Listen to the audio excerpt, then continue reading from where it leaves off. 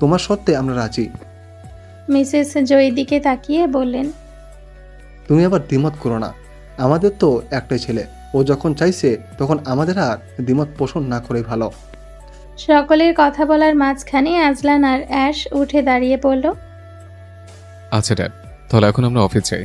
কালকে তোমার বিয়ে, আর আজকে অফিসে যাবে অলির সাথে শপিংয়ে যেতে। না ড্যাড, অফিসে কিছু কাজ আছে, অলির সাথে শপিংয়ে বরং রিভাঞ্চার। কিন্তু কোনো কিন্তু না ড্যাড। আচ্ছা, আমরা তাহলে চলি। এটা বলেই অ্যাশ আর আজলান বাড়ি থেকে বেরিয়ে গেল। কি হলো অ্যাশ, কথা বলছো না কেন? সেই বাড়ি থেকে বের হবার সময় থেকে দেখেছে মুখ ফুলিয়ে বসে আছো, হয়েছে কি?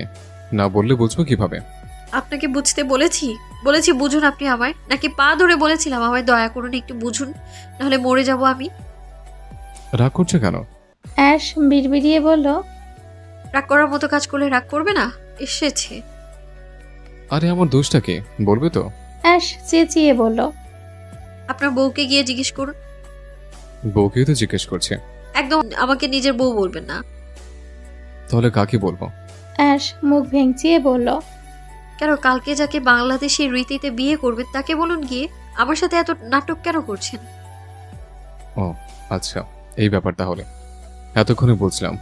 কি বুঝলেন? এটা বুঝলাম যে আমার বউয়ের তার হবু সতীনকে সহ্য হচ্ছে না। আজলান, আপনাকে কিন্তু আমি মেরে ফেলবো। আরে মারবে ঠিক আছে, কিন্তু তো তাড়াতাড়ি না প্লিজ, এখনো বিয়ে করা বাকি, বাসর করা। আজলান আর কিছু বলতে পারল না। তার আগে অ্যাশ তার দুই হাত দিয়ে তাকে বেদম প্রহার দেওয়া শুরু করলো। মারতে মারতে এক পর্যায়ে সে আজলানের কোলে উঠে গেল। আজলান অনেক চেষ্টা করে অ্যাশের দুই হাত নিজের হাতের মুঠোয় চেপে ধরল।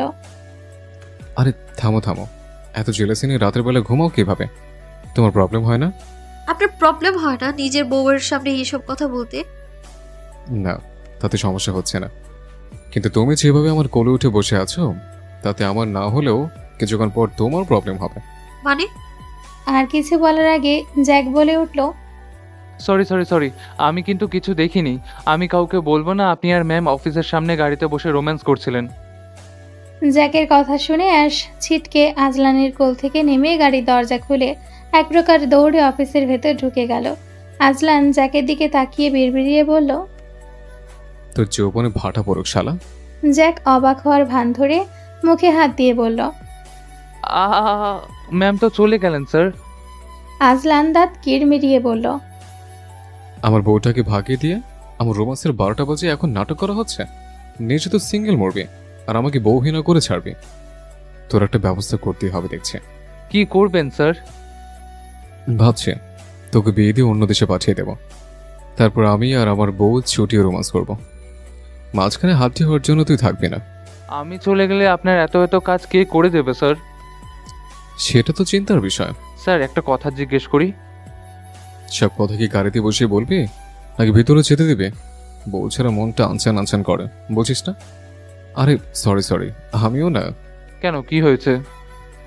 আসলে আমি ভুলেই গেছিলাম তুই সিঙ্গেল, তোর তো বউই নেই। বউকে ছেড়ে থাকার কষ্ট তুই কিভাবে বুঝবি বল? বউকে ছাড়া 1 মিনিট আমার কাছে 60 সেকেন্ডের মতো লাগে। আজলানের কথা শুনে জ্যাক বোকার মতো বলে উঠল, 1 মিনিটে 7 সেকেন্ডই হয় স্যার। এত ভুল ধরিস না তো, মনে রাখিস তোর বউ নেই। বুঝলাম স্যার, আমার সত্যিই বউ নেই, কিন্তু এই কথাটা বলে আর কতদিন খোঁচা দেবেন? যতদিন না তুই মামা হচ্ছিস। মানে? বুঝলি না, তোর মতো বউহীনা গাধাকে কেন যে আমি আমার অ্যাসিস্ট্যান্ট বানিয়েছিলাম কে বা জানে। জ্যাক বিড়বিড়িয়ে বলল, হাই খোদা, যে ছেলে মেয়েদের দিকে তাকাতেও না সে আজ বউ বউ করছে। পুরুষ অভিনয়ে সেরা রে। কিছু বললি? না স্যার, আপনি কন্টিনিউ করুন।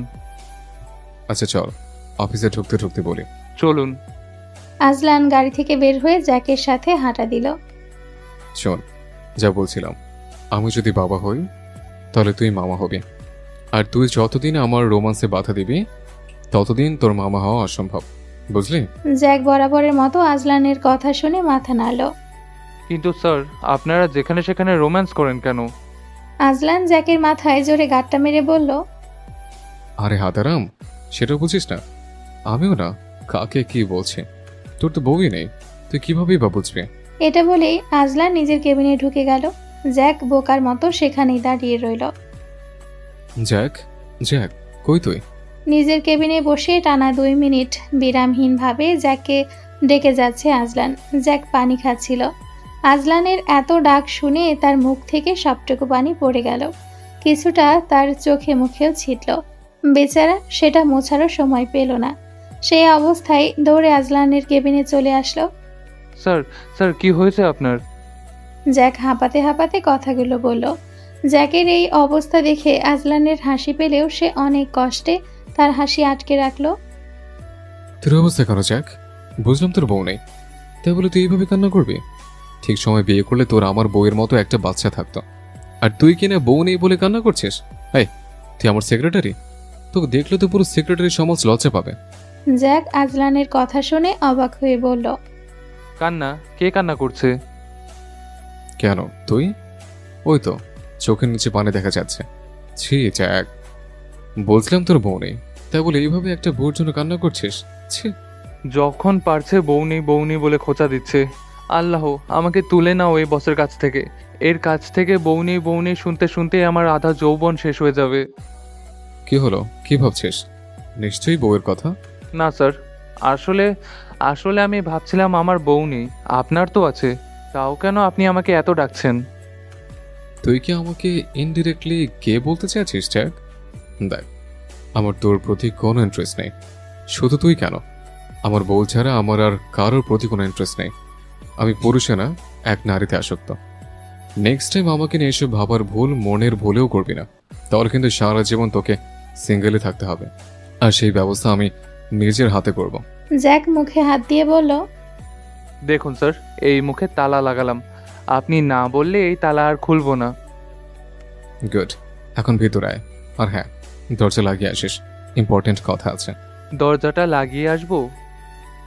দেখ জ্যাক, তোকে আবারও বলছে, আমার পুরুষত্ব নিয়ে প্রশ্ন তুলিস না। আমার বউ আছে, তোর মতো সিঙ্গেল না আমি।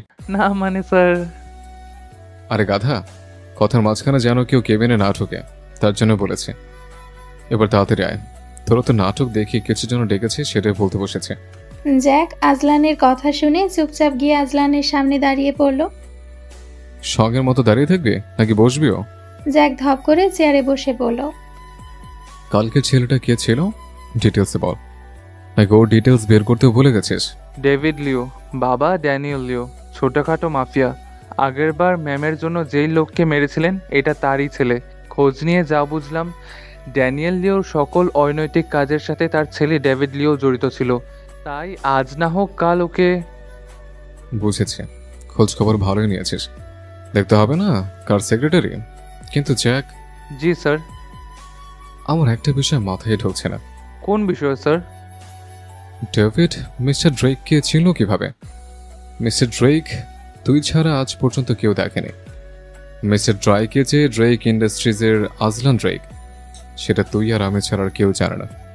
তাহলে ডেভিড নামের ওই ছেলেটা জানলো কিভাবে? এটা বলতে বলতেই আজলান বাঁকা দৃষ্টিতে জ্যাকের দিকে তাকালো। জ্যাক আগে থেকে আজলানের দিকে তাকানো ছিল। আজলানের কথা শুনে সে আমতা আমতা করে বলল, দেখুন স্যার, আমি কিন্তু কাউকে কিচ্ছু বলিনি। আমার না হওয়া বইয়ের দিব্যি। নিশ্চয়ই আমি সারা জীবন সিঙ্গেল থাকতে চাইবো না। আজলান চেয়ার ছেড়ে উঠে দাঁড়িয়ে বলল, না রে জ্যাক, তুই না। আমি জানি তুই কাউকে এটা বলবি না, কারণ তুই আমাকে ভালো করেই চিনিস। এমন কেউ আছে যে আমাদের উপর নজর রাখছে, যে আমাদের ব্যাপারে সবটা জানে। সে যে হোক, তাকে যত দ্রুত সম্ভব খুঁজে বের করতে হবে, নাহলে সবটা জানা হতে বেশি সময় লাগবে না। হয়তো সে গোপনে আমাদেরকে ধ্বংস করার জন্য কোনো ফোন দিয়ে আসছে। খোঁজ নিচ্ছি স্যার। কিন্তু মনে হয় না তো সহজে তাকে খুঁজে পাওয়া যাবে। আজলান ড্রেকের সাথে তো আর যে সে মানুষ লাগতে আসবে না, তাই ভালো করে খোঁজ নে। ব্যাপারটা মোটো হালকাভাবে নিস না। Okay sir. আর শোন, জি স্যার। দিয়ানের কি খবর? কোম্পানি থেকে ছুটি নিয়েছিল, এখনো। ওর ছুটি ক্যান্সেল করে দে, আর কালকের মধ্যে আমার শ্বশুর শাশুড়িকে নিয়ে অস্ট্রেলিয়া আসতে বল। কেন স্যার? আজলান বাঁকা হেসে বলল, কালকে আমার বিয়ে, প্রথম পক্ষের শ্বশুর শাশুড়িকে আমন্ত্রণ না জানালে চলে? কিন্তু স্যার। আজলান জ্যাকের কাঁধে হাত রেখে বলল, কোনো কিন্তু না, যা বলছি ওটাই কর। আর হ্যাঁ, তোকে তো সব থেকে ইম্পর্টেন্ট কথা বলাই হয়নি। কোনটা স্যার? তাহলে শোন। টুরাকের অভিজাত এলাকায় মাথা উঁচু করে দাঁড়িয়ে থাকা বিশাল ড্রেক ম্যানশনটি আজ যেন আরও খানিকটা ঝলমলে, আরও রাজকীয়। ইউরোপিয়ান আর্কিটেকচারে তৈরি এই বাড়ির সামনে দুধ সাদা মার্বেলের সিঁড়ি বেয়ে উঠলেই চোখে পড়ে সোনালি কার্ভিয়ার বিশাল কাঠের দরজা, যেটা আজ খোলা রেখেছে এক অনন্ত গল্পের সম্ভাবনার জন্য। দুপুর পেরিয়ে বিকেলে নরম আলো গলে গলে ঢুকছে জানলার কাছে। ভেতরে ঢুকতেই চোখে পড়ে সোনালি হোয়াইট থিমে সাজানো ড্রয়িং রুম। ছাদ থেকে ঝুলছে বিশাল ক্রিস্টাল ঝাড়বাতি, তার আলোয় প্রতিফলিত হচ্ছে ফুলের তোড়াগুলো নরম আভা। দেয়াল জুড়ে হালকা চন্দন রঙের ওয়ালপেপার, আর মেঝেতে বিছানো পার্সিয়ান কার্পেট। ড্রয়িং রুমের কেন্দ্রের মঞ্চে রাখা দুটি চেয়ার, বিছানো মখমলের কাপড়। পেছনে সোনালি গম্বুজ আকৃতির ব্যাকড্রপ, যার মাঝে আরবি ক্যালিগ্রাফিতে লেখা, আমরা এই বন্ধনকে করেছি বরকতময়। অতিথিরা এসে পৌঁছেছে যথাসময়ে। কেউ পরেছেন স্যুট, কেউ শাড়ি বা কুর্তি পরে এসেছেন আয়োজকের অনুরোধে। অনেকে কৌতূহল নিয়ে ছবি তুলছেন হাতের হেনা, গোলাপ জল আর পান খাওয়ার রীতি দেখে। যেহেতু বিয়েটা বাঙালি রীতিতে হচ্ছে, তাই সবকিছুতে একটা বাঙালিয়ানা ভাব লেগে আছে। সকলের মাঝ দিয়ে আজলানের মায়ের হাত ধরে হেঁটে আসছে অলিভিয়া। তাকে এখনও কেউ দেখেনি, তার চেহারা ঢাকা। কেবল দেখা যায় একটা অফ হোয়াইট লেহেঙ্গা, যার পুরো শরীর জুড়ে সূক্ষ্ম জরির কাজ সোনালি ধাতুর ঝিকিমিকি আলোয় খেলে যাচ্ছে। তার ওড়নাটা সামনের দিকে ঝুলে আছে, মাথা ঢাকা রেখে এমনভাবে যেন চোখের দৃষ্টি ও অনুমতি ছাড়া স্পর্শ করতে ভয় পায়। কানের দুল, গলার নেকলেস আর হাতে চাপা কাজে চুড়ি, সবই হালকা নকশায় মোড়ানো, দামি অথচ মাপজোক করে পরা। হাঁটতে হাঁটতে একসময় সে ড্রয়িং রুমের মাঝখানে সাজানো স্টেজের কাছে পৌঁছে গেল। আজলানের মা মিসেস ড্রেক বিনয়ের সহিত অলিভিয়াকে মঞ্চের উপরে রাখা চেয়ারে বসালেন। অলিভিয়া সোজা হয়ে বসে আছে, চোখ নত।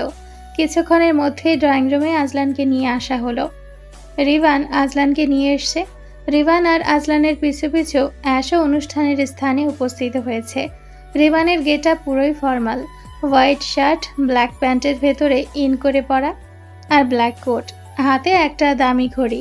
অ্যাশের গেটআপও ততটা জাঁকজমকপূর্ণ নয়, সিম্পল একটা হোয়াইট গাউন, গলায় একটা ডায়মন্ড নেকলেস আর হালকা পাতলা সাজ।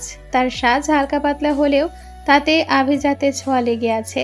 আজকে আজলানের বিয়ে থাকা সত্ত্বেও তার চোখে মুখে যেন বিন্দু মাত্র কষ্টের ছাপ নেই। কোনো মুখ নয়, শুধু দৃঢ় পায়ের ছাপ। অফ হোয়াইট রঙের পাগড়ির বাঁধন আর সাদা শেরওয়ানির পেছনে ঝুলে থাকা রূপার বোতামগুলো। গলায় একটি মোটা মুক্তোর মালা, কিন্তু অচেনা, অনারম্ভিক, অথচ রাজার মতো দৃষ্টি ঝরে পড়ছে চুপচাপ। অলিভিয়ার মতো আজলানের মুখ দেখারও কোনো উপায় নেই। পাগড়ির সামনে ঝুলে থাকা মুক্তোর দানাগুলো তার চোখ মুখ সম্পূর্ণভাবে ঢেকে রেখেছে, যেন সকলের কাছ থেকে কোনো কিছু আড়াল করার দৃঢ় প্রচেষ্টা চালাচ্ছে মুক্তোর দানাগুলো। ঘড়ির কাঁটা যখন 5টা ছুঁই ছুঁই, ইমাম সাহেব আসন গ্রহণ করলেন। দুপাশে দাঁড়িয়ে থাকা সাক্ষী ও অভিভাবকের মাঝে শুরু হয় সেই পুরনো অথচ চিরনতুন বন্ধনের আদান প্রদান। যদিও অলিভিয়ার আপন বলতে তার সবাই আছে, কিন্তু বর্তমানে সে আউট অফ কান্ট্রি, তাই তার অন্যান্য আত্মীয় স্বজনেরা তার অভিভাবকের দায়িত্ব পালন করছে।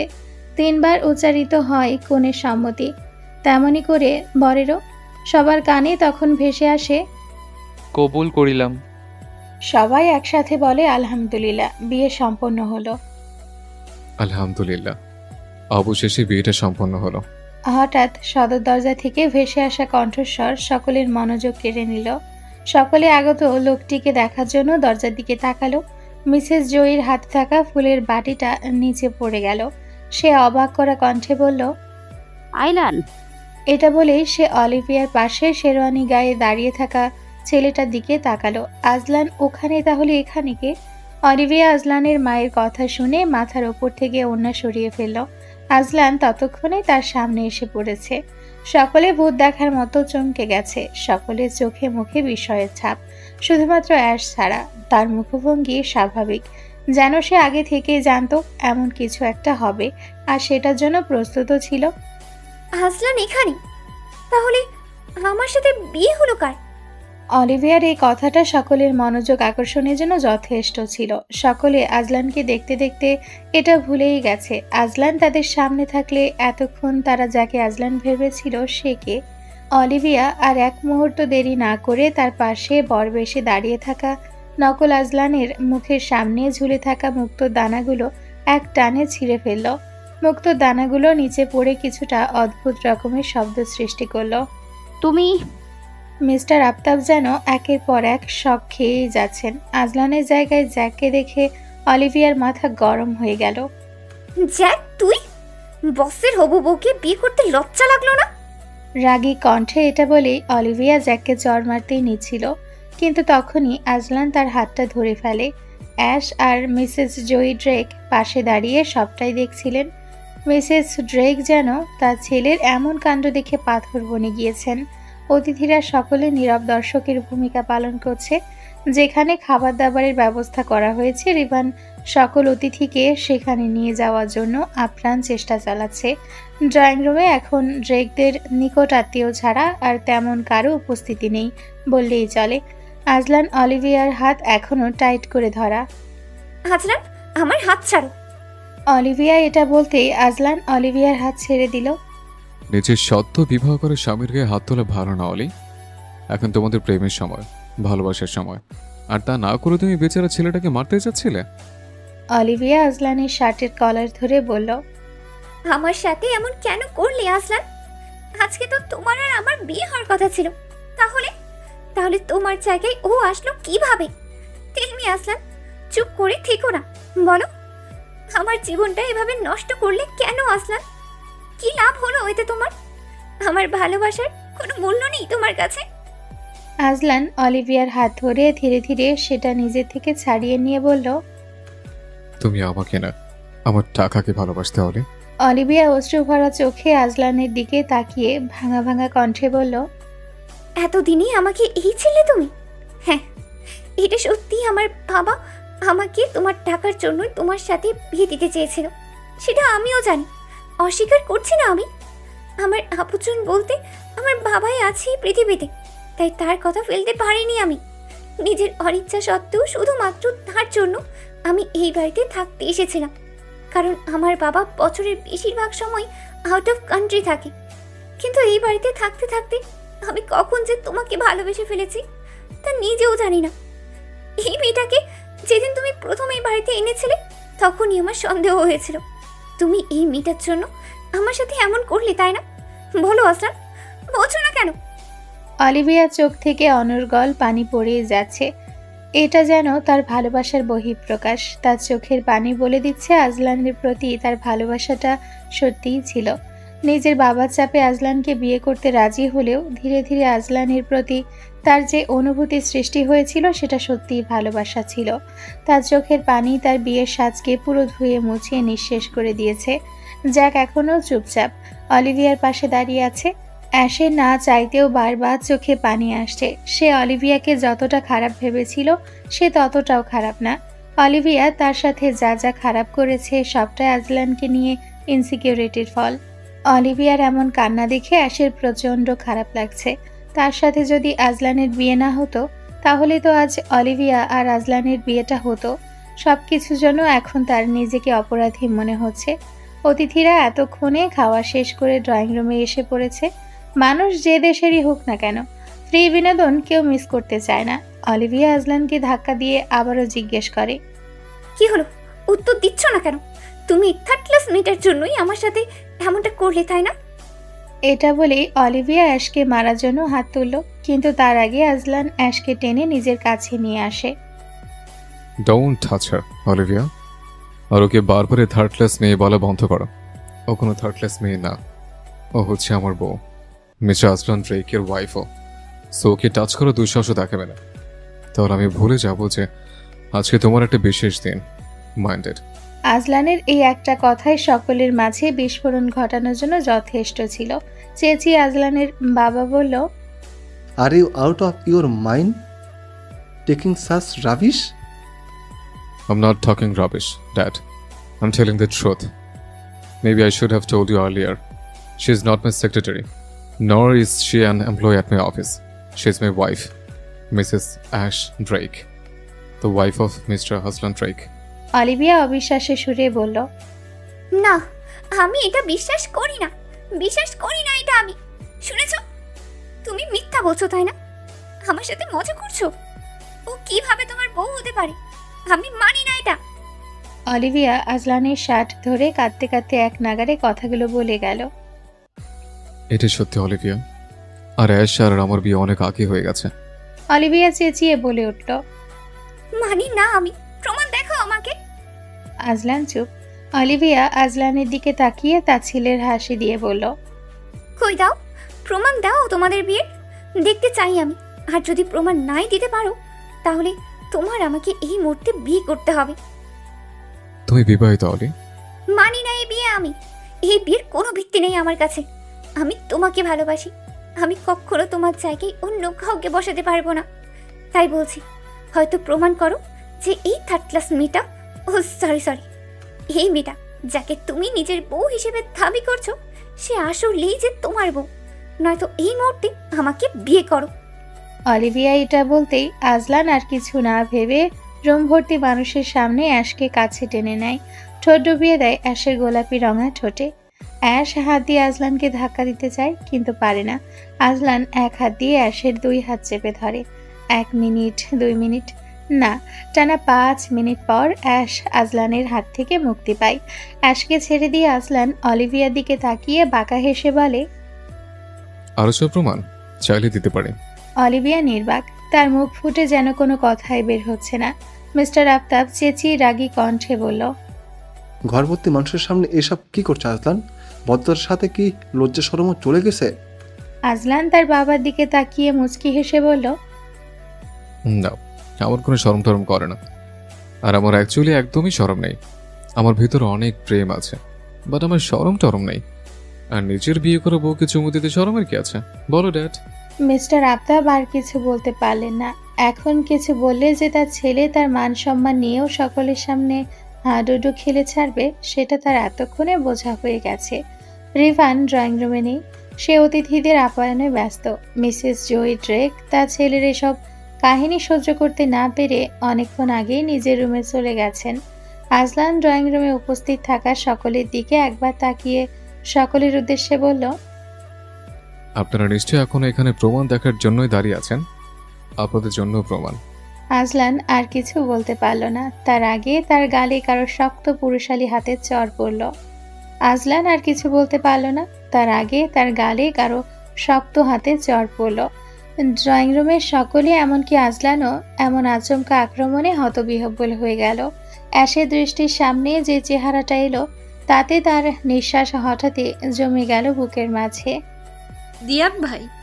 নামটা ফিসফিস করে উচ্চারণ করতে কণ্ঠে কেঁপে উঠল এক রাশ বিস্ময়। আজলান ঘাড় ফিরিয়ে দেখল দিয়ান তার দিকে রক্তবর্ণ চোখে তাকিয়ে আছে। আজলান ঠোঁট নাড়িয়ে কিছু বলবে, তার আগেই দিয়ান এক ঝাঁকুনিতে আজলানের কলার চেপে ধরল। চোখে প্রতিহিংসা, কণ্ঠে ঝাঁজ আর বুকে জমানো ক্ষোভ উগরে দিয়ে বলল, এমনটা কেন করলি তুই? একটা নিস্তব্ধতা ছড়িয়ে পড়ল রুম জুড়ে। মুহূর্তেই তা চিরে চিরে আজলানের কণ্ঠ বজ্রের মতো আঘাত হানল। হাত নামা দিয়ান। তার গলা ছিল গভীর, ভারী আর হিমশীতল। দিয়ান কিছুটা চমকালো, কিন্তু হাত সরালো না। আজলানের চোখ দুটো ততক্ষণে হঠাৎ করে শীতল থেকে জ্বলন্ত হয়ে উঠেছে। ভ্রু কুঁচকে গেছে, চোয়াল শক্ত, শরীরের প্রতিটি পেশি যেন গর্জে উঠছে নীরবে। ভুলে যাস না তুই কে, আর আমার সাথে এমনটা করার সাহস কোত্থেকে পেলে? এটা বলে ধীরে ধীরে সে দিয়ানের হাত দুটো ঠেলে সরিয়ে দিল নিজের কলার থেকে। ভুলিনি, মোটেও ভুলিনি তুই কে। তুই হলি একজন সুবিধাবাদী, আমার কোনো এক সময়ের বন্ধু।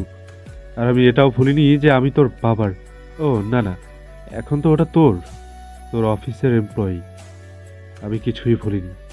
আমি অফিস আওয়ারে তোর কন্ট্রোলে থাকতে পারি, কিন্তু তারপরে আমাকে কন্ট্রোল করার চেষ্টাও করবি না। আজলান আর দিয়ানের কথার মাঝে অ্যাশের পুরো পরিবার, অর্থাৎ অ্যাশের বাবা মা আর আহিরিও ড্রেক মেনশনে পৌঁছে গেছে। আহিরি আসতেই অ্যাশ দৌড়ে তার কাছে চলে গেল, জড়িয়ে ধরল তাকে। আজলান একবার সেদিকে দেখে আবার দিয়ানের দিকে তাকিয়ে বলল, কথার ধরন ঠিক কর দিয়ান। দিয়ান দাঁত চেপে বলল, আমার কথার ধরন ঠিকই আছে, তুই তোর কাজের ধরন ঠিক কর। কি করেছিস তুই? তুই এটা কিভাবে করতে পারলি? রিভান মিস্টার আফতাবের অবস্থা বেগতিক দেখে সকল অতিথিদের বাড়ি পাঠিয়ে দিলেন। মিস্টার আফতাব এটাই ভেবে পাচ্ছেন না তার শান্তশিষ্ট ছেলেটা এই কম মাসে এতটা পরিবর্তিত কিভাবে হয়ে গেল। দিয়ান আবারও আজলানের কলার ধরে জোরে ঝাঁকি দিয়ে বলল, কি হলো, কথা কানে যাচ্ছে না? হাত নামা, আমার ধৈর্যের পরীক্ষা নিষ্ঠা। এটা বলেই আজলান দিয়ানকে জোরে ধাক্কা দিল। দিয়ান পড়ে যেতে নিয়েও নিজেকে সামলে নিল। আজলান এবার একটু রাগী কণ্ঠে দিয়ানের দিকে প্রশ্ন ছুড়ে দিল। কি করেছি আমি? দিয়ান তাচ্ছিল্যের হাসি হেসে আসলাম তালুকদারের কাছ থেকে কিছু কাগজ এনে আজলানের মুখে ছুঁড়ে মারল। কি করিসনি সেটা বল। বাংলাদেশে তোর আর আশার বিয়ে হয়ে গেছে, তাও তুই অস্ট্রেলিয়া এসে নতুন একটা মেয়েকে বিয়ে করেছিস? এখনো জিজ্ঞেস করবি তুই কি করেছিস? দিয়ানের এত রাগ দেখে অ্যাশের বাবা আসলাম তালুকদার এগিয়ে আসলেন। দিয়ানের কাঁধে হাত রেখে বললেন, শান্ত হও বাবা, এইভাবে রাগারাগি করলে তো আর কোনো কিছু শান্ত হবে না। কিভাবে শান্ত হব বাবা?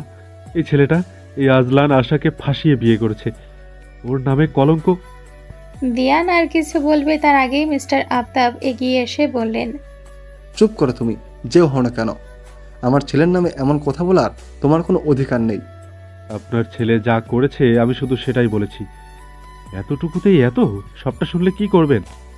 অ্যাশ আর তার পরিবার, রিভান, অলিভিয়া সকলের মাথার উপর থেকে যাচ্ছে সবটা।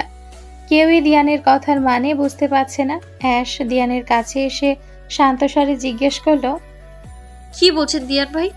উনি এমন কেন করতে যাবে? কেন করতে যাবে বুঝিস না? ওর ক্যারেক্টারের সমস্যা আছে। না হলে কি এক বউ থাকতে আবার আরেকজনকে বিয়ে করে? বল আশা। আর না তোর চরিত্রে কালি লাগিয়ে তোকে ফাঁসিয়ে বিয়ে করে। তোকে নিয়ে চলে আসার পর আমি ফুপির কাছে সবটা জানতে চাই। প্রথমে বলতে না চাইলেও টাকার লোভ দেখানোর সাথে সাথে সবটা বলে দেয়। তুই তোর ফুপিকে তো চিনিসই। এই ছেলেটা, এই আজলান সেদিন ইচ্ছে করে ওরকম সিন ক্রিয়েট করেছিল যেন সকলে জোর করে হলেও তোকে ওর সাথে বিয়ে দিয়ে দেয়। তোর ফুপিকে বাহির থেকে দরজা আটকে সকলকে ডাকার জন্যই টাকা দিয়েছিল। আর তোর ফুপিও তোর বদনাম রটানোর এই সুযোগ হাতছাড়া করেনি। আর তার জন্যই তোর আজ এই হাল। তুই যদি এই ছেলের সাথে না থাকতে চাস তাহলে এক্ষুনি আমাদের সাথে চল। এমন লোকের সাথে তোর থাকতে হবে না। আসলাম তালুকদার অবাক হয়ে বললেন, দিয়ান বাবা, তুমি যখন এসব আগে থেকে জানতে, তাহলে আমাদেরকে বলনি কেন? আপনাদেরকে না বলাই ভালো ছিল। আমার সব থেকে বড় বোকামি। হ্যাঁ, আমার বোকামি। আমি বোকা ছিলাম। তাই ভেবেছিলাম আজলান হয়তো ওকে ভালোবাসে, তাই ওকে পাওয়ার জন্য এমনটা করেছে। কিন্তু না, আমার এই ভাবনাটা পুরোপুরি ভুল প্রমাণিত করে ও আজকে অন্য কারোর সাথে। ছি। এটা বলে দিয়ান অ্যাশের হাত ধরে বলল, আচ্ছা, তুই আমাদের সাথে চল। তোর এরকম একজনের সাথে থাকতে হবে না। আমার উপর ভরসা রাখতে পারিস। আমি তোর কখনো কষ্ট হতে দেব না। দরকার হলে তুই সারা জীবন আমার আর আহিরের সাথে থাকবি। তোর দিয়ান ভাই সারা জীবন তোকে আগলে রাখবে। কথাগুলো বলতে দিয়ানের কণ্ঠ জড়িয়ে আসছিল। আজলান চুপ। সে কি বা বলবে? দিয়ান যা বলছে তার পুরোটাই তো সত্যি। কিন্তু সত্যিটা তার আর অ্যাশের সম্পর্কে ফাটল ধরাবে না তো? অ্যাশ তাকে ভুল বুঝে তার থেকে দূরে সরে যাবে না তো? এটা ভাবতেই আজলানের বুক ধক করে উঠল। অ্যাশের বাবা মা আহিরি সবাই চুপ। তারাই বা কি বলবে? তারা তো সেদিনে অ্যাশের কথা না শুনেই তাকে জোর করে বিয়ে দিয়েছিল। জ্যাক আর অলিভিয়াও চুপচাপ দাঁড়িয়ে আছে। আজলানের বাবা মিস্টার আফতাব রিভানের কাছে গিয়ে নিচু স্বরে জিজ্ঞেস করলেন, তুমি কি এসবের কথা জানতে আগে থেকে? রিভান বিস্ময়ের স্বরে বলল, আমি যদি এসব জানতাম তাহলে কি সেদিন অ্যাশকে নিজের ভালোবাসার কথা জানাতাম? সেটাও ঠিক। কেই বা নিজের পায়ে নিজে কুড়াল মারে। অ্যাশ যেন এসব শুনে নিজের চিন্তা শক্তি হারিয়ে ফেলেছে। সে কি করবে কি বলবে বুঝে উঠতে পারছে না। তার চোখের কোণায় অশ্রু জমতে শুরু করেছে। সে আজলানের দিকে তাকিয়ে ঠান্ডা স্বরে জিজ্ঞেস করলো, দিয়ান ভাই যা বলছে তা কি সত্যি আসলান? আজলান চুপ করে রইল। তার এই নীরবতায় যেন বুঝিয়ে দিচ্ছে দিয়ানের বলা প্রতিটা কথা সত্যি, যাতে বিন্দু পরিমাণ মিথ্যেও যুক্ত নেই। ওকে জিজ্ঞেস করে লাভ নেই। কেউ কি নিজের কুকর্মের কথা নিজের মুখে স্বীকার করে? আমি অ্যাশ উচ্চ স্বরে বলে উঠল, আপনি এবার থামুন দিয়ান ভাই। আমাদের বিয়েটা যেভাবেই হোক, উনি আমার স্বামী। আর আমি ওনার বিয়ে করা বৈধ স্ত্রী। আমার সামনে আপনি আমার স্বামীকে অপমান করতে পারেন না। এই অধিকার আমি কাউকেই দিইনি, এমনকি আপনাকেও না। আর যদি হয় ওনার সাথে থাকা না থাকার কথা, তাহলে এই সিদ্ধান্ত একান্তই আমার। আমি বলছি, আমি আমার স্বামীকে ছেড়ে কোথাও যাব না। কোথাও না মানে কোথাও না। আশা করি আপনি আপনার প্রশ্নের উত্তর পেয়ে গেছেন। আমি এখন আর এই বিষয় নিয়ে কারোর সাথে কোনো কথা বলতে চাই না। এটা বলেই অ্যাশ নিজের রুমে চলে আসে। দিয়ান আরও কিছু বলবে, তখন অ্যাশের বাবা আসলাম তালুকদার এগিয়ে এসে বলে, দেখো দিয়ান বাবা, অ্যাশ যখন এই বিয়েটা মেনে নিয়েছে, তখন আমাদের আর কিছু না বলাই ভালো। কিন্তু বাবা, এই ছেলেটার আজকে আবার বিয়ে। হয়নি। এটা বলে অলিভিয়া সকলের মাঝে এগিয়ে আসলো, যে এতক্ষণ দূরে দাঁড়িয়ে সবটা নীরব দর্শকের মতো দেখে যাচ্ছিল। হয়নি মানে? আমাদেরকে বিয়ের ইনভিটেশন মেইল পাঠানো হলো, গেটে আসার সময় সকলে বলল বিয়ে হয়ে গেছে, আর এখন আপনি বলছেন হয়নি? আপনার পোশাক দেখে তো মনে হচ্ছে আপনি বউ। তাহলে? অলিভিয়া আজলানের দিকে তাকিয়ে তার ছেলের হাসি হেসে বলল, আমি বউ। আজকে আমার বিয়ে হওয়ার কথা ছিল আমার ভালোবাসার মানুষটার সাথে, কিন্তু হয়নি। ওই যে দাঁড়িয়ে আছে ওখানে, ওটা আমার বর। এটা বলেই অলিভিয়া অ্যাশের পরিবারের সকলকে জ্যাকের দিকে ইশারা করলো। এতক্ষণ এত ঝামেলার মধ্যে তারা এটাই খেয়াল করেনি যে বরের বেশি আজলান না, অন্য কেউ দাঁড়িয়ে আছে। দিয়ান অলিভিয়ার দিকে প্রশ্ন ছুড়ে দিয়ে বলল, আপনি বউ হলে তো আজকে আপনার সাথে আজলানের বিয়ে হওয়ার কথা ছিল, তাহলে? বললাম না, আমার ভালোবাসার মানুষের সাথে আজকে আমার বিয়ে হওয়ার কথা ছিল, কিন্তু হয়নি। আপনাদের আদরের মেয়ের জন্য আমার ভালোবাসার মানুষটা আমার 5 বছরের ভালোবাসাকে মূল্যহীন করে দিয়েছে। সে নিজের হাতে আমার জীবন অন্য কারোর সাথে জুড়ে দিয়েছে। অলিভিয়ার কথা শুনে দিয়ান চুপ হয়ে গেল, কারণ সেও তো এই রকম পরিস্থিতিরই শিকার। সেও তো তার চোখের সামনে নিজের ভালোবাসার মানুষটাকে অন্য কারো হতে দেখেছে। আফসোস, সঠিক সময়ে সে তার সত্যিকারের ভালোবাসাকে চিনতে পারেনি। হিরে ছেড়ে 5টা বছর সে কাচের পেছনে ছুটেছে। ড্রয়িং রুমে একটা শীতল হাওয়া বয়ে গেল সকলের মাঝে। জমজমাট বিয়ের আসরটা এখন জনশূন্য হয়ে গেছে। রিভান আর মিস্টার আফতাব নিজেদের রুমে চলে গেছেন। অলিভিয়া নিজের রুমে যাওয়ার আগে আজলানের সামনে এসে তার চোখে চোখ রেখে বলে, আমি তোমাকে অভিশাপ দিলাম আজলান। তোমার প্রতি আমার ভালোবাসা সত্যি হলে আমি তোমাকে ভালোবেসে যে কষ্ট পেয়েছি, তার থেকে দ্বিগুণ কষ্ট তুমি তোমার ভালোবাসার মানুষের জন্য পাবে। ভালোবাসলে নাকি তার খারাপ চাও যায় না, আমি চাইলাম, কারণ আমি চাই আমি আজকে যে কষ্টটা অনুভব করছি তার এতটুকু হলেও তুমি অনুভব করো। আজলান হালকা হেসে বলল, তুমি বলো আমি কষ্টে চলবো, ঠিক আছে আমি চলবো, কিন্তু শোনো, আমি সেই কষ্টে বলে ছাই হব না। আমি সেই আগুনে তাকে খুঁজবো, কারণ আমি কষ্ট পেয়ে বলে ভালোবাসি না, আমি ভালোবাসি তাই কষ্ট পেতে রাজি। তুমি অভিশাপ দাও, আমি হাসি, কারণ আমার জেদ একটাই, সে আমার হবে। জগৎ চায় বা না চায়, সে হবে। আর যদি না হয়, তাহলে দুনিয়াও পড়বে আমার সঙ্গে। আজলানের কথা শুনে অলিভিয়া আর এক মুহূর্ত ওখানে দাঁড়ালো না। সে সোজা নিজের রুমে চলে গেল। অলিভিয়া চলে যেতেই আজলান দিয়ানের কানের কাছে এসে ফিসফিসিয়ে বলল, আপনার plan fail Diyan bro, next time আরো ভালো করে চেষ্টা করবেন। Best of luck. এই বলে সে আসলাম তালুকদারের কাছে গেল। কেমন আছেন আঙ্কেল আন্টি, আপনি কেমন আছেন? আর ভাবি, আপনাদের নতুন সংসার কেমন যাচ্ছে? এই তো ভালোই বাবা, তোমার আন্টিও ভালো আছে। আমরা তো জান বেরিয়ে যাওয়ার জোগাড় করেছিলে তুমি। তোমার বিয়ের কথা শোনার পর আমরা আর এক মুহূর্ত অপেক্ষা করিনি, অস্ট্রেলিয়া আসতে 5 ফ্লাইটে চলে এসেছে। আজলান মুচকি হেসে বলল, আসলে আঙ্কেল, আপনার মেয়ের আমাদের জন্য মন খারাপ হতো। যতই আমাকে মুখ ফুটে না বলুক, আমি সবটাই বলছি, তাই আর কি আপনাদের জানার এই ব্যবস্থা। অ্যাশের মা আজলানের মাথায় হাত বুলিয়ে দিয়ে বললেন, আমার মেয়ে অনেক কপাল করে তোমার মতো জীবনসঙ্গী পেয়েছে বাবা। আর হ্যাঁ, এভাবে আর কতদিন আঙ্কেল আন্টি বলে ডাকবে? আমরা তো তোমার আরেক বাবা মা। সরি আন্টি, না মানে মা। চাঁদের টুকরো জামাই আমার। আজলান আহিরের দিকে তাকিয়ে জিজ্ঞেস করলো, ভাবি কি ভাবছেন? সবকিছু ঠিক আছে তো? আহিরে কিছু একটা ভাবছিল। হঠাৎ আজলানের ডাকে আহিরের ভাবনা সুতো ছিঁড়ে গেল। হ্যাঁ হ্যাঁ, সব কিছুই ঠিক আছে। ঠিক থাকলেই ভালো।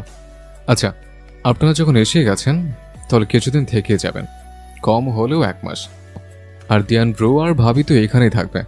আমি সার্ভেন্টদের ডেকে দিচ্ছি, ওরা আপনাদেরকে রুম দেখিয়ে দেবে। এটা বলে আজলান দুজন সার্ভেন্টকে ডেকে সবাইকে যার যার রুম দেখিয়ে দিল।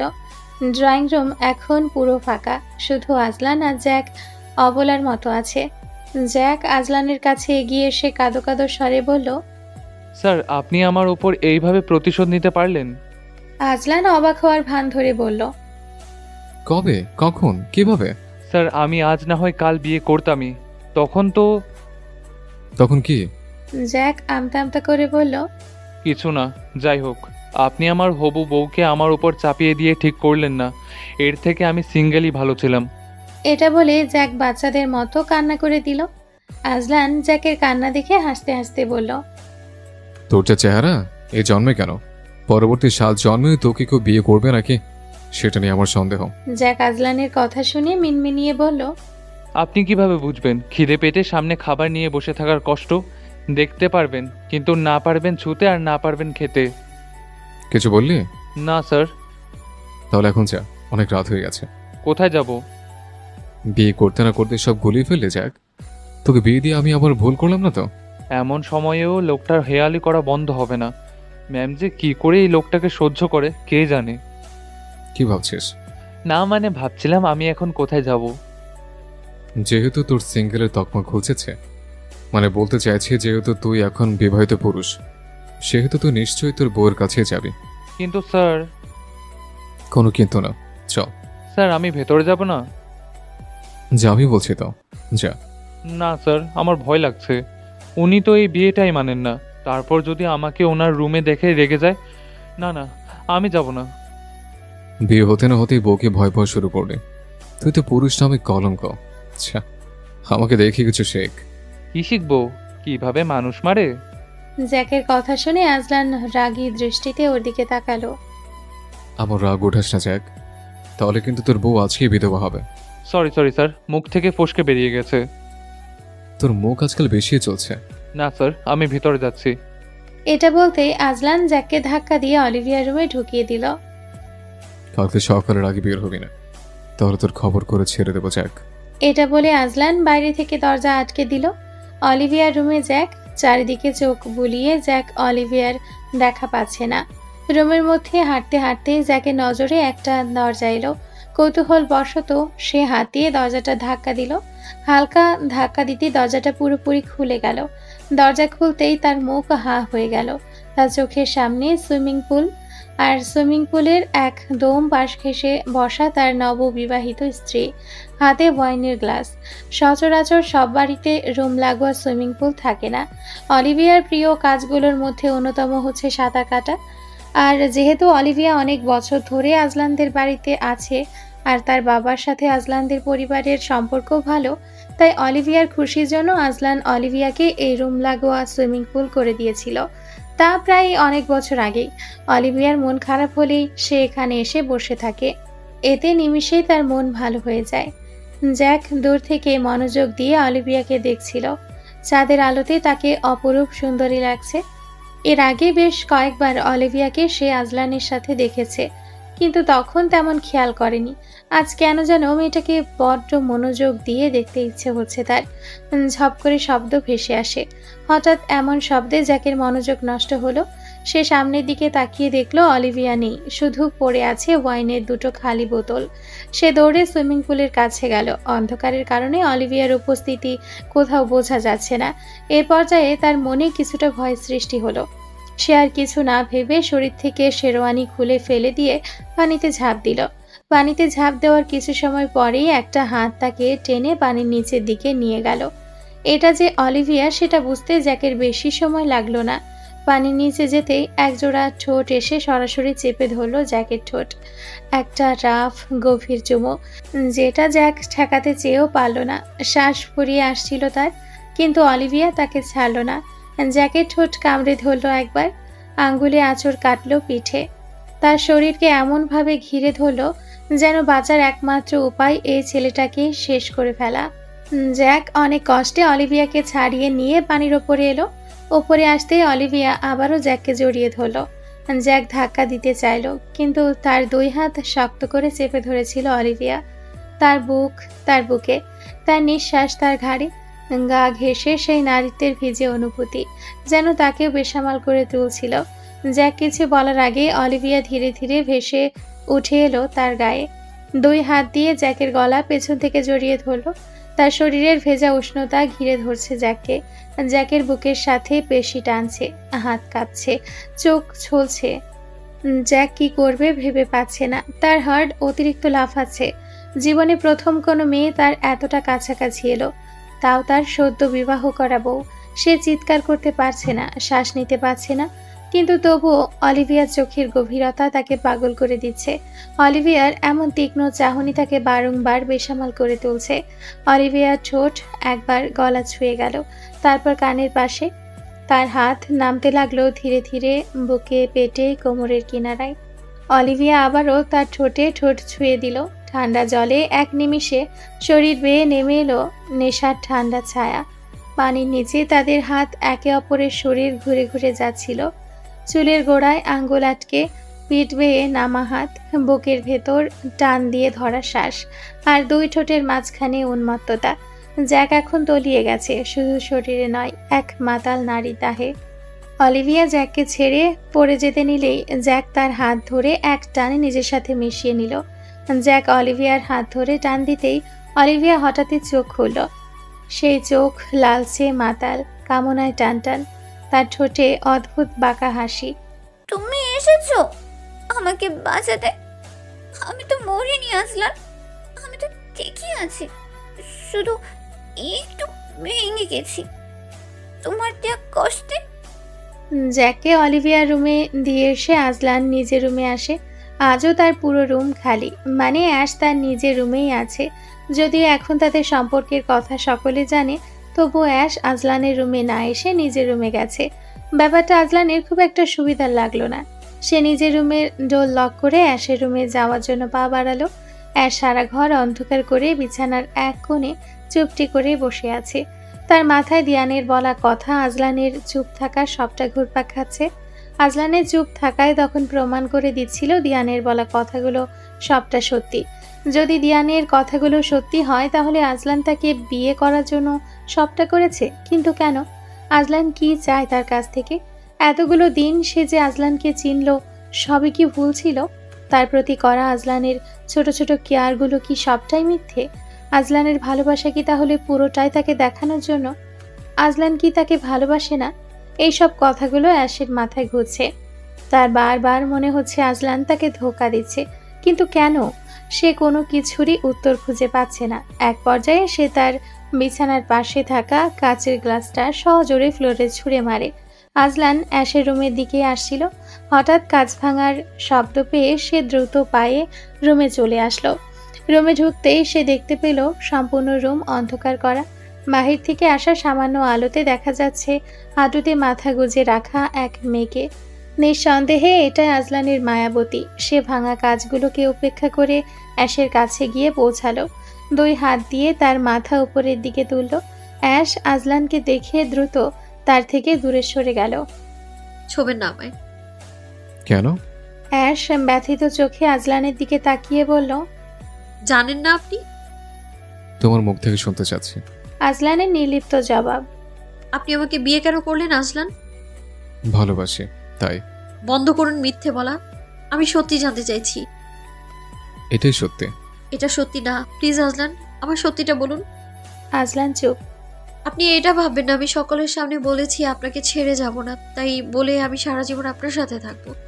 একটা কথা মনে রাখবেন, যেখানে স্বামী স্ত্রীর মনের কোনো মিল নেই, যেখানে যে সম্পর্কের ভিত একটা মিথ্যে দিয়ে তৈরি, সেই সম্পর্ক কোনোদিনও টেকে না। অ্যাশের কথা শুনে আজলানের বুকটা কেঁপে উঠল। অ্যাশ তার এত বছরের সাধনার ফল। সে কিছুতেই অ্যাশকে ছাড়া বাঁচতে পারবে না। তার চোখ দিয়ে নীরবে কিছুটা অশ্রু গড়িয়ে পড়ল।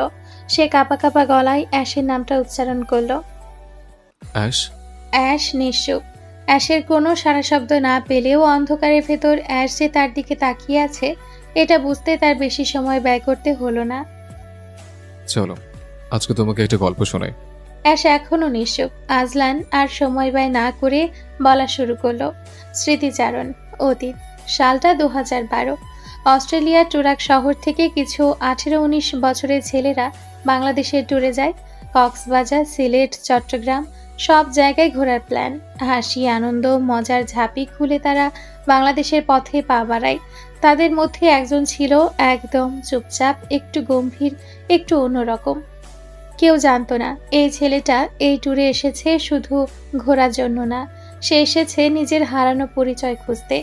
তার বয়স যখন 17, তখন একদিন নিজের বাবার ডেস্কে থেকে একটা ফাইল হাতে আসে।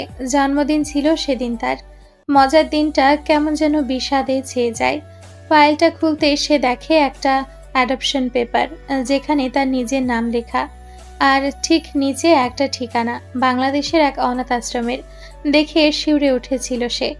যাকে বাবা বলে জড়িয়ে ধরেছে, যার কাঁধে মাথা রেখে ঘুমিয়েছে, যার কোলে উঠে দুনিয়ার সব দুঃখ ভুলেছে, তিনি ওর জন্মদাতা নন। আর যে মা, যে প্রতিদিন স্কুলের ব্যাগ গুছিয়ে দিয়েছে, মুখে খাবার তুলে দিয়েছে, সে ছিল একজন পরম মমতাময়ী মা, কিন্তু জন্মদাত্রী না। সেই রাতে ছেলেটা অনেক কেঁদেছিল, নীরবে, সকলের অজান্তে। সেই কান্নায় ছিল অপমান, না ছিল একটা হাহাকার। তবে সে কাউকে কিচ্ছু বলেনি, ভেঙে পড়ে গিয়েও মুখে এক ফোঁটা কান্না দেখায়নি। নিজের মনের মাঝে একটাই প্রতিজ্ঞা করেছিল, সেটা ছিল নিজের পরিচয় খুঁজে বের করা, নিজের জন্মদাত্রী জন্মদাতার সামনে গিয়ে দাঁড়ানো, তাদের চোখে চোখ রেখে জিজ্ঞেস করা, এতটাই অপয়া ছিলাম আমি তোমাদের জন্য, যে 10 মাস নিজের গর্ভে ধারণ করার পরও নিজের সন্তান নিজের অংশকে অন্য কারো হাতে সঁপে দিতে একবারও বুক কাঁপলো না। তাই বন্ধুদের সাথে বাংলাদেশ ট্যুরের নাম করে সে চলে গেল বাংলাদেশে। প্রথম কয়েকটা দিন ঘুরে বেড়ায়, আনন্দ করে, কিন্তু সবটাই ছিল দেখানো। ভেতরে ভেতরে সে নিজের আসল পরিচয় জানার জন্য মরিয়া হয়ে উঠেছিল। একদিন সে তার বন্ধুদেরকে নিয়ে পৌঁছায় সেই অনাথ আশ্রমে, যার নাম সে তার বাবার ফাইল থেকে পেয়েছিল। গেট দিয়ে ঢুকতেই তার বুকের ভেতরটা কেমন কাঁপছিল। সে কি ভুল করছে? তার কি বর্তমানের সাথে তাল মিলিয়ে থাকা উচিত, নাকি নিজের পরিচয় খোঁজা উচিত? মস্তিষ্ক বলছিল যা হারিয়ে গেছে খুঁজে লাভ নেই, কিন্তু মন বলছিল তার ঠিক উল্টোটা। অবশেষে মন আর মস্তিষ্কের যুদ্ধে মনই জিতে গেল। সে আশ্রমে গিয়ে যারা অনাথ আশ্রমের দায়িত্বে আছে তাদেরকে ফাইলের কপি, ছবিগুলো দেখায়। অনেক খুঁজেও তার বিষয়ে কিছু পাওয়া যায় না, কেউ চিনে না, কোনো রেকর্ড নেই। সেই মুহূর্তে নিজেকে যেন আরো বেশি হারিয়ে ফেলে সে। চুপচাপ আর কোনো কথা না বাড়িয়ে আশ্রম থেকে বেরিয়ে আসে সে। ভাঙা মন নিয়ে বেরিয়ে আসার সময় একটা দৃশ্যে চোখ আটকে যায়। একটা ছোট্ট বাচ্চা, 8-9 বছর বয়স হবে, খোলা চুল, রংচঙে জামা পরে বাচ্চাদের সাথে খেলা করছে। একটা মায়া, একটা টান, যেন পুরনো কোনো বাঁধনের রেশ। সেদিন সে কিছুক্ষণ এক ধ্যানে বাচ্চা মেয়েটার দিকে তাকিয়েছিল। মনের অজান্তেই হাসি ফুটে উঠেছিল তার চেহারায়। সেদিন তার বন্ধুরা তার এমন কাণ্ড দেখে হাসাহাসি করেছিল, সেও হেসেছিল, কিন্তু মনটা গম্ভীর ছিল। পরের দিনও সে গেল সেখানে, কিন্তু নিজের পরিচয় জানার উদ্দেশ্যে নয়, শুধু মেয়েটাকে দেখার জন্য। কারণ তার মনে হচ্ছিল এই বাচ্চা মেয়েটার সাথে তার কোনো না কোনো সংযোগ আছে। আর তা না হলে কেনই বা এই বাচ্চা মেয়েটাকে দেখলে কিংবা তার কথা ভাবলেই তার মন ভালো হয়ে যাবে? কেনই বা এই বাচ্চা মেয়েটা তার কল্পনায় আসবে? একটা সময় ছেলেটা মেয়েটাকে কাছে ডাকে। মেয়েটা যদিও প্রথমে ভয় পেয়ে পিছিয়ে যায়, কিন্তু ছেলেটা যখন চকলেট দেখায় মেয়েটা কাছে আসে। মিষ্টি কণ্ঠে ছেলেটাকে জিজ্ঞেস করে, তোমার হাতে চকলেটটা দেবে আমায়? ছেলেটাও হাসি মুখে বলে, চাইলে পাবে, তবে একটা শর্ত আছে। মেয়েটা মুখ ফুলিয়ে বলে, কি? ছেলেটা এক গাল হেসে উত্তর দেয়, আমার গালে একটা চুমু দিতে হবে। পাপ্পি? পাপ্পি। মেয়েটা ছোট্ট একটা পাপ্পি দিয়ে চকলেট নিয়ে হেসে হেসে দৌড় দেয়, আর ছেলেটা স্ট্যাচুর মতো সেখানেই বসে থাকে। সে মজা ছলে চুমু দেওয়ার কথাটা বললেও মেয়েটা যে তাকে চুমু দিবে সেটা ভাবেনি। যতক্ষণে সে শখটা ফুলিয়ে উঠেছে, ততক্ষণে মেয়েটা তার কাছ থেকে অনেকটা দূরে চলে গিয়েছে। ছেলেটা তখন হঠাৎ করে জিজ্ঞেস করে, তোমার নাম কি? মেয়েটা দূর থেকে দাঁড়িয়ে হেসে বলে দেয় নামটা, একটা নাম, যে নাম তার হৃদয়ের পাতায় গেঁথে যায়। এরপর প্রায় সে আশ্রমে যেত। মেয়েটা যেন তার জীবনের এক টুকরো আলো হয়ে উঠেছিল। একদিন মেয়েটা কাছে এসে বলে, আমাকে মেলায় নিয়ে যাবেন? আব্বু যেতে দেয় না। ছেলেটা ঢাকার রাস্তা চিনত না ঠিকই, কিন্তু মেয়েটার ওই নিষ্পাপ মুখ দেখে কিছুতেই না করে থাকতে পারল না। সে কিছু না ভেবেই মেয়েটার কথায় রাজি হয়ে গেল। হয়তো এটাই ছিল তার করা সব থেকে বড় ভুলগুলোর মধ্যে অন্যতম। দুজন মেলায় যায়, হেসে খেলে কাটায়, কিন্তু ফেরার পথে তারা রাস্তা হারিয়ে ফেলে। চারদিকের আলো কমতে থাকে, অন্ধকার নেমে আসে। এদিকে আশ্রমের লোকজন আর মেয়েটার বাবা মেয়েটাকে খুঁজে না পেয়ে পুলিশে জানায়। পুলিশ অনেক খোঁজাখুঁজির পরে পেয়ে যায় দুজনকে, কিন্তু তখন মেয়েটা ভয় আর কাঁপুনিতে অজ্ঞান প্রায়। পরের দিন থানায় হাজিরা, জেরা, অপহরণের মামলা সব হয়ে যায়। মেয়েটার বাবা ছেলেটার নামে থানায় মামলা দায়ের করে। পুলিশ ছেলেটাকে নিয়ে গিয়ে অনেক জেরা করে, বারবার জানতে চায়, তুমি কেন এই মেয়েটাকে মেলায় নিয়ে গেলে? কে বলেছে তোমাকে ওকে নিয়ে যেতে? তুমি কি জানো এটা শিশু অপহরণের মতন অপরাধ?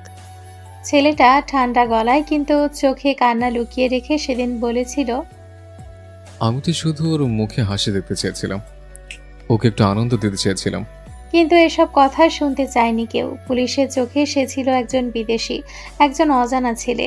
একটা মেয়ে হারিয়ে গিয়েছিল তার সঙ্গে, তাই নিয়ত ভালো হলেও বিশ্বাস কেউ করেনি। মেয়েটা ভয়ে অসুস্থ হয়ে পড়েছিল। তখন পুলিশ, মিডিয়া এবং স্থানীয় প্রশাসন পুরো ঘটনাকে একেবারে সেন্সিটিভ কেস হিসেবে দেখে। অনাথ আশ্রম, শিশু, বিদেশি নাগরিক সব মিলিয়ে বিষয়টা হয়ে যায় ভীষণ কমপ্লেক্স। ছেলেটাকে আটক করে রাখা হলেও তদন্তে তার বিরুদ্ধে অপহরণের বা খারাপ কোনো প্রমাণ মেলে না। তবুও সতর্কতামূলক সিদ্ধান্ত হিসেবে তাকে বাংলাদেশে প্রবেশে 13 বছরের নিষেধাজ্ঞা দেওয়া হয়। অর্থাৎ আগামী 13 বছর সে বাংলাদেশে ঢুকতে পারবে না। না ভিসা, না ভ্রমণ, না ট্রানজিট, কিছুই না। নথিভুক্ত করা হয় তাকে নন গ্রাটা ফরেন ন্যাশনাল হিসেবে। এই ট্যাগ তার পাসপোর্টেও থাকে এবং বাংলাদেশে প্রবেশ করতে চাইলেও বিমানবন্দরেই তাকে ফেরত পাঠিয়ে দেওয়া হবে, এটাও জানিয়ে দেওয়া হয়। তাকে যেন দুনিয়ার চোখে অপরাধী বানিয়ে তোলা হয়। যদিও সে কাউকে কাঁদাতে আসেনি, সে নিজেই কান্না চেপে বাঁচছিল।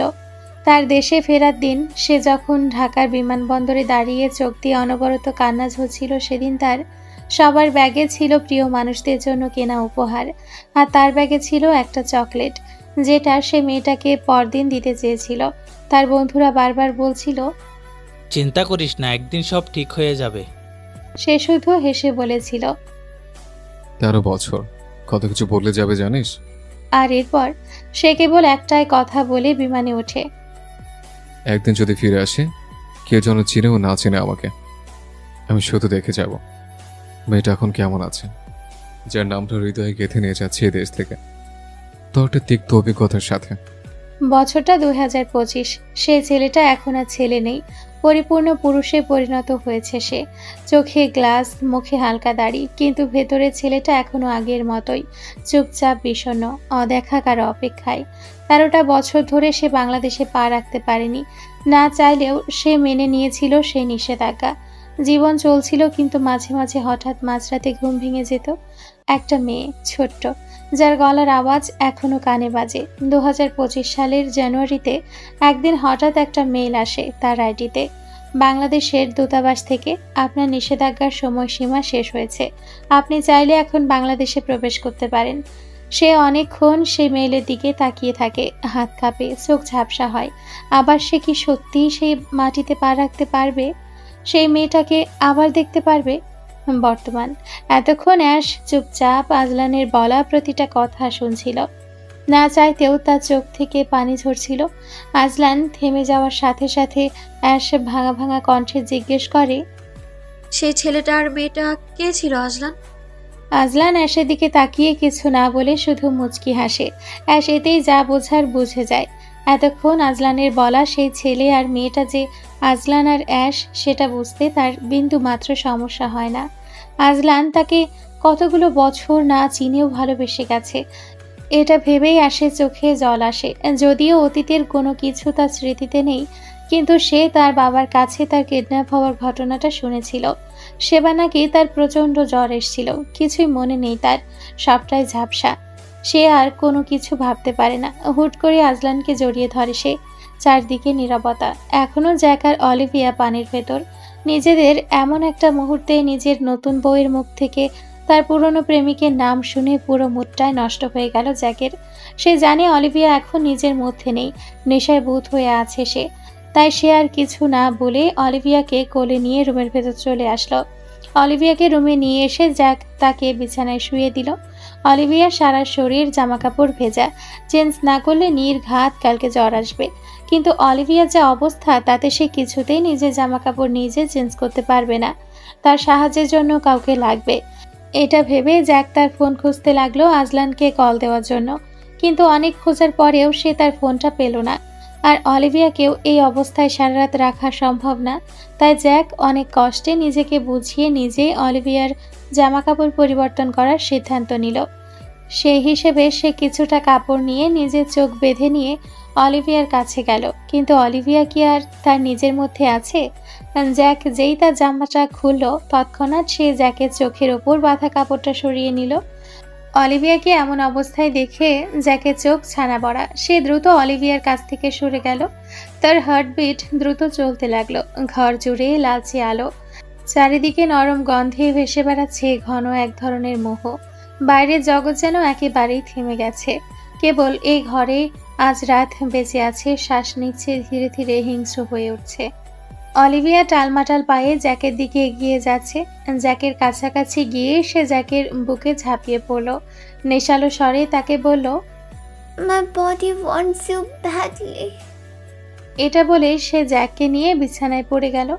জ্যাক আবারও অলিভিয়াকে ছেড়ে উঠতে নিলে অলিভিয়া তাকে আটকে দিল।